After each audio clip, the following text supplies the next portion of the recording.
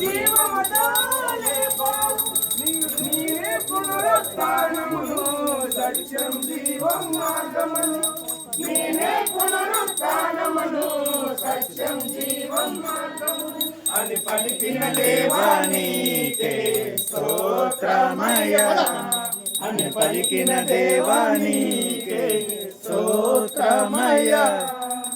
రావయ్యా యేసు రాజా, రావయ్యా యేసు రాజా, స్వస్థత పొందెదను త్వరగా రావయ్యా, స్వస్థత పొందెదను త్వరగా రావయ్యా.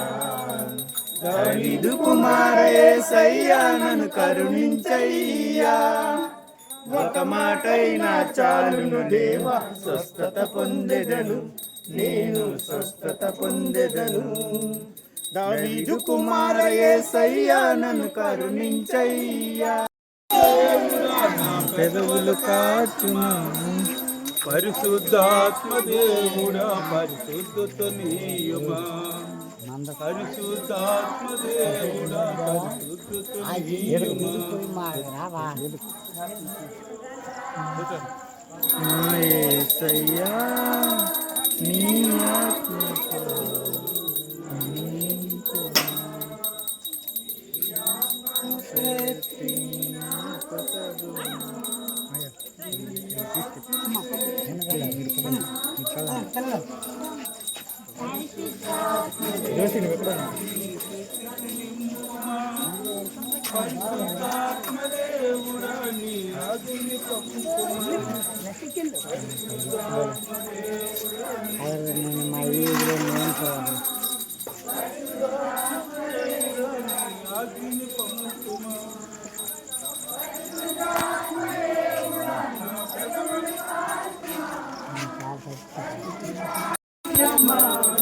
తండ్రిని స్తుతించెదము, యేసయ్యా స్తోత్రము, యేసయ్యా స్తోత్రము. తంబురతోను సితారతోను తండ్రిని స్తుతించెదను, తంబురతోను సితారతోను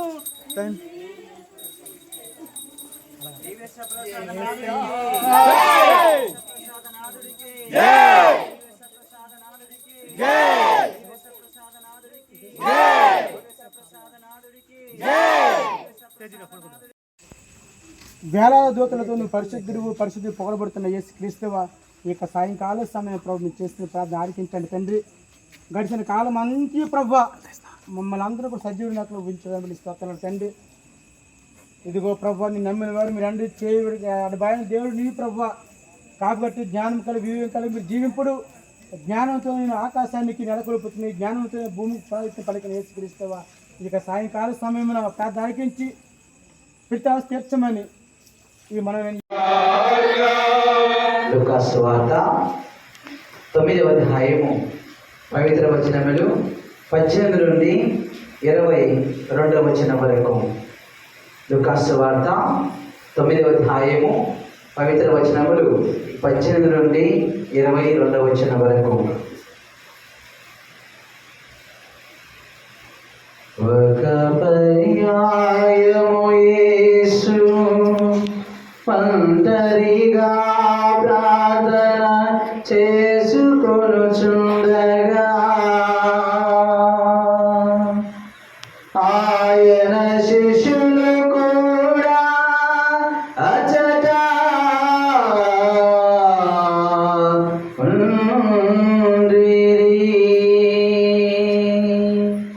అప్పుడు ఆయన వారిని, ప్రజలు నేను ఎవరని భావించుచున్నారని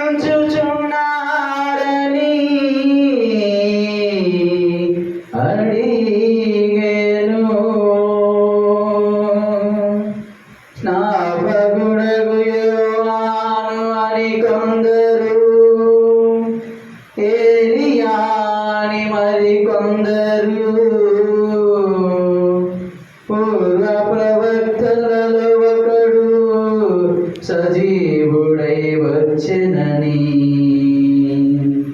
ఇంకను కొందరు అనుకొనుచున్నారు అని వారు సమాధానమిచ్చిరి. యేసు వారిని మరి నేను ఎవరైనని మీరు భావించుచున్నారు అని తిరిగి ప్రశ్నించిరి. అందుకు పేతురు, నీవు దేవుని క్రీస్తు అని జవాబు ఇచ్చెను. పిమ్మట యేసు వారిని సంగతి ఎవరికి తెలుపకూడు అని ఆజ్ఞాపించెను. మనుష్య కుమారుడు అనేక శ్రమలను అనుభవించి పెద్దలచే ప్రధానార్చకులచే ధర్మశాస్త్రబోధకులచే నిరాకరించబడి చంపబడి మూడవ దినమున ఉద్ధానమగుటకు అగత్యమని పలికెను. ఇది క్రీస్తుని సువిశేషము. క్రీస్తువా నీకు స్తుతి మహిమ కలుగునుగాక.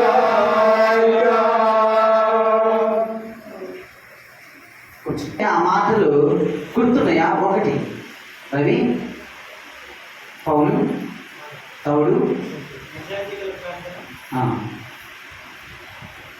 దేవుడు ఆలకిస్తాడు. చేతులెత్తి ప్రార్థించిన వారి యొక్క ప్రార్థన ప్రభువు ఆలకిస్తూ ఉంటాడు. డాక్టర్ని ప్రార్థన చేసిన వారి యొక్క ఆ యొక్క సమయం అనేది వృధా కాదు. మోకరించిన వారు ఏ యొక్క దేవుడి యొక్క దీవెనలు పొందుకునే విధముగా ప్రభు గణపరుస్తూ ఉంటారని చెప్పారు. చేతులెత్తి ప్రార్థన చేస్తుండగా ప్రభు వారిని ఆస్వాదిస్తామని చెప్తున్నారు. సామెతల గ్రంథంలో మనం ఇంటి వద్దాం. మోకరిల్లి అన్న ప్రార్థిస్తూ ఉండగా ప్రభు ఆమె గమనించి ఆమె ప్రార్థన నిరాకరించాడా? సామువేలును ప్రసాదిస్తూ ఉన్నాడు. గట్టిగా దేవుడికి తప్పకూడదాం. యెహోవాను సన్నుతించెదను, నిత్యము ఆయన కీర్తి నాలోచనలో.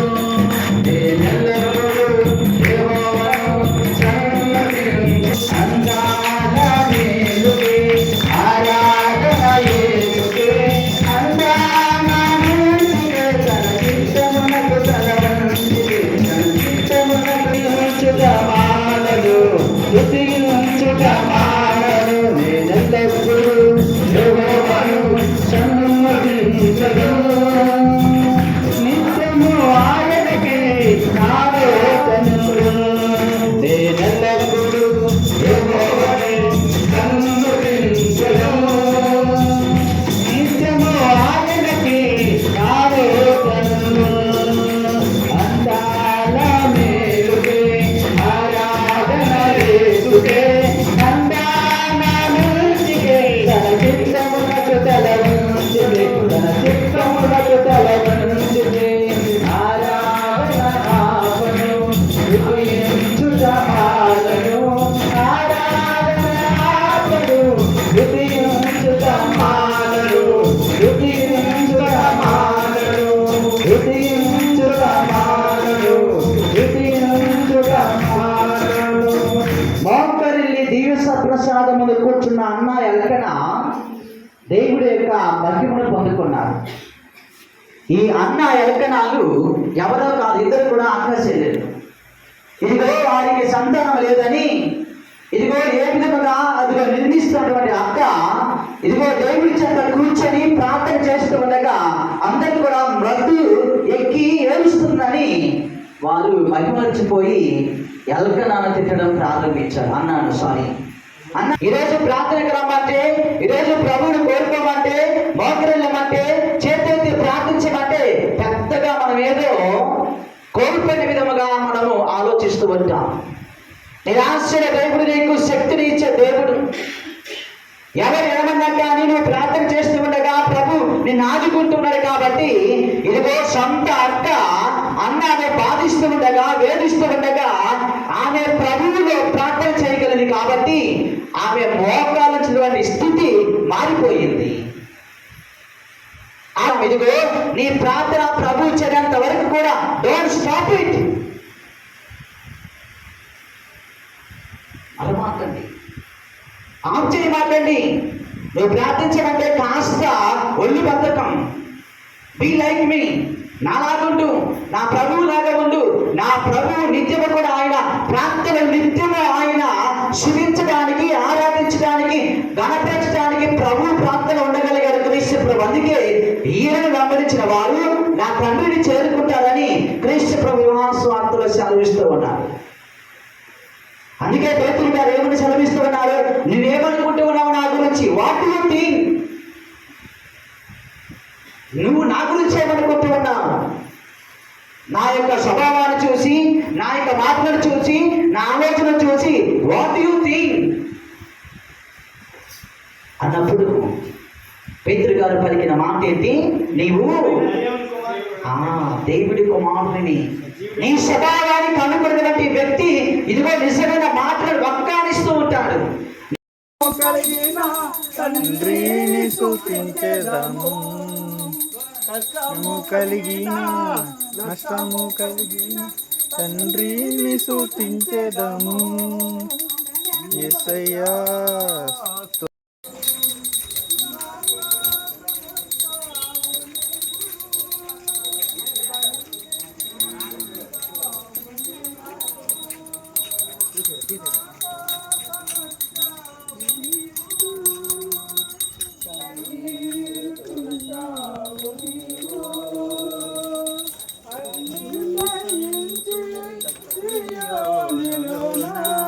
అన్ని సహించి సియోనులోన మాతో దేవుడు నీవు.